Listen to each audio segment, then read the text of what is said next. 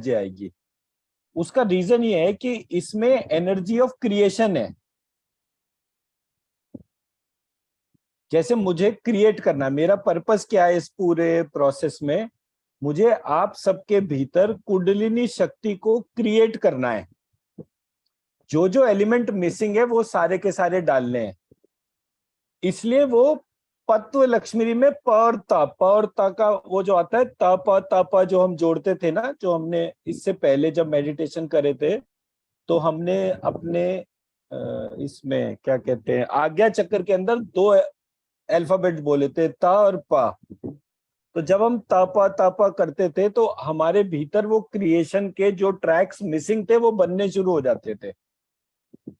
तो ये मैंने पुराण में, भागवत पुराण के अंदर ये स्टोरी पढ़ी भी थी कि तप से जो है ये क्रिएशन का प्रोसेस होता है। मैं मेरी बात समझा पा रहा हूँ? हाँ सर। तो जब आप इसको स्कैन करेंगे तो आपको ये पूरी की पूरी डोमेन जो है वो विजिबल मिलेगी। कल का मेडिटेशन जो है वो पव लक्ष्मी से मैंने कराया था। आज का मेडिटेशन में मैं गणेश जो कल का कराया था सेम, उसमें वो पत्व लक्ष्मी से करूंगा। वहां पे मैं संपूर्ण जो बोलूंगा वो पत्व लक्ष्मी बोलूंगा।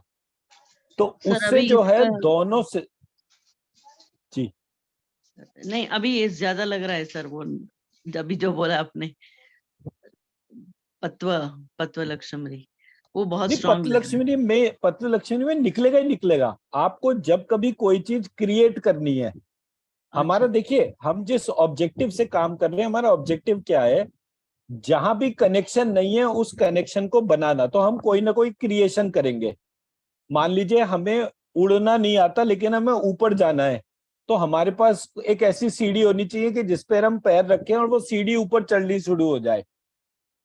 तो हमें कुछ ना कुछ तो क्रिएट करना पड़ेगा ना। क्रिएशन जो है वो त और प इन 2 अल्फाबेट से बनती है। मैं मेरी बात समझा पाया? हाँ सर। ठीक है। तो इस कारण से ये बीज मंत्र में मैंने वो चेंज करा। अब ये चेंज जब करा तो ये श्री सूक्त नहीं था, ये तश्री सूक्त था। मोनिका मैम, मैं समझा पा रहा हूँ मेरा पार्ट? जी सर, थोड़ा समझ। हमारे यहाँ जो स्ट्रक्चर था वो स्ट्रक्चर जो है उसमें कोई छोटी मोटी छेड़छाड़ हुई। जो छेड़छाड़ हुई उससे उसका, क्योंकि सारे लोग संस्कृत जानते थे, तो जिसने भी चेंज करा वो आउटराइट ऐसा कुछ नहीं कर सकता था which is against the entire system. ये धीरे धीरे छोटे छोटे टाइम फ्रेम में, मतलब 100-200 साल से ऊपर ही लगा इस पूरी प्रक्रिया को करप्ट करने में। तो मैंने वो पुरुष के साथ स्त्री बोला और स्त्री जो है वो स्त्री था, स्त्री का त अलग कर दिया तो श्री बच गया। तो वो पुरुष तश्री सूक्त था, इस तरीके से था। जी अब पुरुष और श्री जो है वो दोनों के दोनों बिना इसके अधूरे हैं लक्ष्मी जी के। क्योंकि वहां पे पुरुष नहीं है, वो टोटल विष्णु स्वरूप है। तो विष्णु जी लक्ष्मी जी के साथ, और वो जो कनेक्टिंग बॉन्ड है वो पव लक्ष्मी बन गया।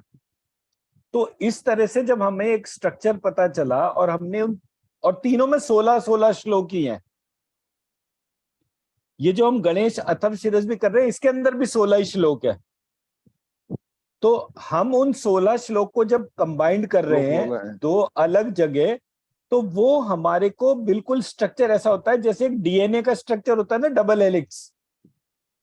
2 स्पाइरल होते हैं, कनेक्टिंग कॉर्ड होती है। तो पुरुष जो है वो ऐसा मान लीजिए 2 स्त्री के बीच में कनेक्टिंग कॉर्ड हो गया, और उसका जो स्ट्रक्चर है बिल्कुल ऐसा करके लहराता हुआ हो गया। जब आप उस डबल हेलिक्स स्ट्रक्चर को, ये दोनों सांप नाग के तौर पे कुंडलिनी मार के जो बैठे हुए हैं, उसको देखेंगे तो आपको वो धीरे धीरे वो डबल हेलिक्स स्ट्रक्चर ही दिखना शुरू हो जाएगा।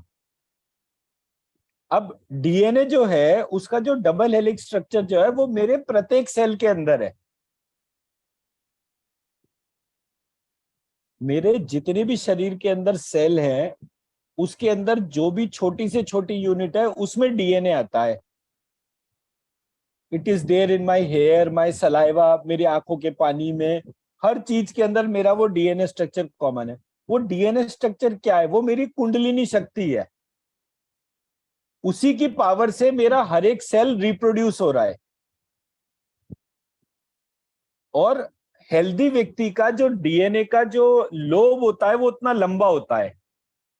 तो जब हम दो स्नेक के बीच में दूरी करते हैं, उनके स्पाइरल के बीच में दूरी करते हैं, वो हमारी एक तरीके से दो चक्रास के बीच की डिस्टेंस हो जाती है। तो अगर मैं पूरे स्ट्रक्चर को ध्यान से देखूं कि मेरे 9 के 9 चक्रा बैठ गए, तो वो बैठने को उठाना जो है उसके बीच में वो 9 हेलिक्स के स्ट्रक्चर फॉर्म हो जाते हैं। तो ये पुरुष सूक्त, श्री सूक्त और लक्ष्मी सूक्त जो है वो सारे के सारे एक स्ट्रक्चर है। वो स्ट्रक्चर जो मेरे पूरे शरीर के एक एक सेल को पावर दे रहा है। ठीक है, तो आज जो है हम इसी प्रोसेस से इस ध्यान को चालू करते हैं और अपने भीतर ऑब्जर्व करते हैं कि कल के ध्यान में और आज के ध्यान में क्या फर्क आया। मंजू मैम, आप कोई फीडबैक देना चाहते हो कल के मेडिटेशन का?